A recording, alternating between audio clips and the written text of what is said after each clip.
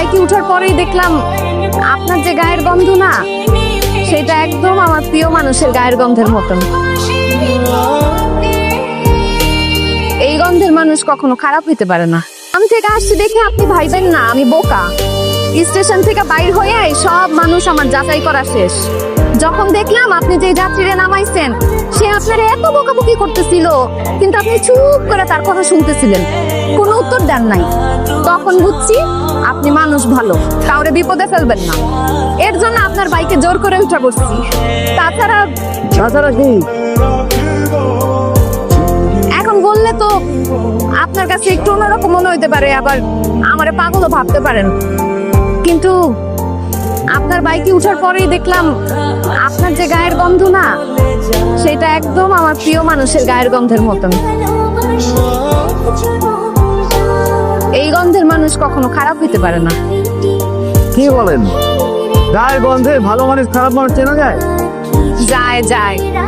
তাছাড়া জানেন, আপনার কণ্ঠ কিন্তু একদম হুবহু তার মতো। আমি তো প্রথমে আপনার কণ্ঠ শুনে চমকাই গেছিলাম, পরে ভাবলাম একই রকম দেখতে কত মানুষ পাওয়া যায়, একই রকম কণ্ঠের মানুষ থাকতেই পারে। তাছাড়া আমার প্রিয় মানুষ সে দুবাই থাকে, সে তার ঢাকা থাকে মেহনাইবো করতে। চলেন, কিছুক্ষণ হাঁটতে হবে, সামনে পাম্প আছে। চলেন, হাঁটতে আমার কোনো অসুবিধা নাই, আমার হাঁটার অভ্যাস আছে। তার সাথে যখন ঘুরতে বাইরে দিতাম, তখনও প্রায় তার মোটর সাইকেল নষ্ট হয়ে যেত। এর জন্য আমি তার মোটর সাইকেলকে ভটভটি বলতাম।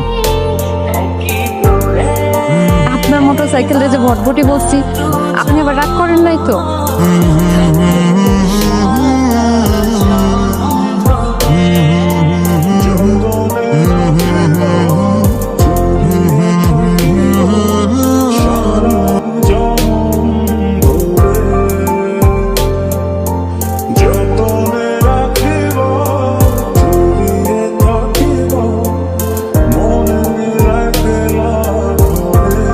এই যে রেইনকোটটা।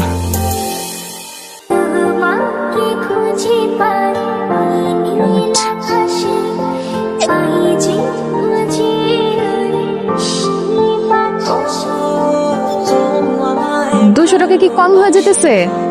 খালা তো বলছিল ভাড়া 200 টাকাই। আচ্ছা, আমি আপনারে 50 টাকা বাড়ায় দিলাম। আপনি আমার অনেক উপকার করছেন, থ্যাংক ইউ ভাই। ভাই, আপনার ওই ব্যাপারটা কিন্তু আমার খুব ভালো লাগছে। কোনটা? এই যে আপনার গার্লফ্রেন্ড মানা করছে দেখা আপনি বাইকের লেডি প্যাসেঞ্জার উঠান না। ভালো থাকেন ভাই, আসি। হোক